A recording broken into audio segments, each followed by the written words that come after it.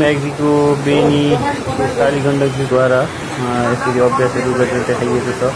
गोठाको अहिले पानीमा गइसक्नु भएको छ। अब हेरौँ पानीभित्र बसेर अब कसरी चाहिँ उद्धार गर्न सकिन्छ भनेर यहाँ हुँदैछ। अब यहाँ ग्यास अक्सिजनको सिलिन्डर बसेर एकजना गोठाखोर प्लास्टिक सेवक पानीमा प्रवेश गर्दै हुनुहुन्छ।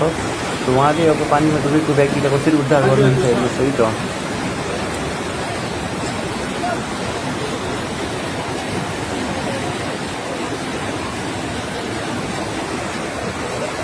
राष्ट्र सेवकहरूलाई सम्मान गरौँ, आफ्नो ज्यानलाई जोखिममा राखेर भए पनि कसरी जनताको जीव धनको सुरक्षा गर्न सक्नुहुन्छ भनेर यो अभ्यास देखाइएको छ र रियलमा पनि यस्तै हुन्छ।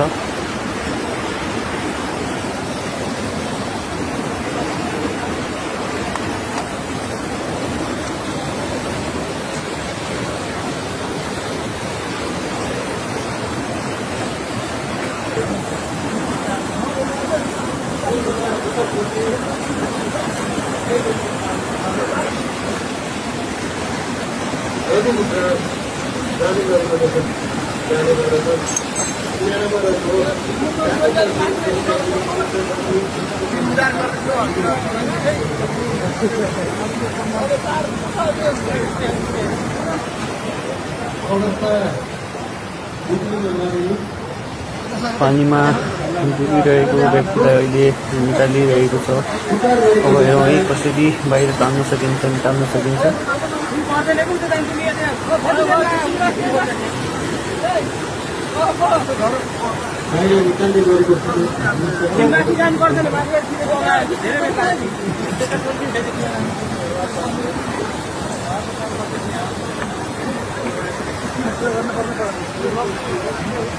Oh,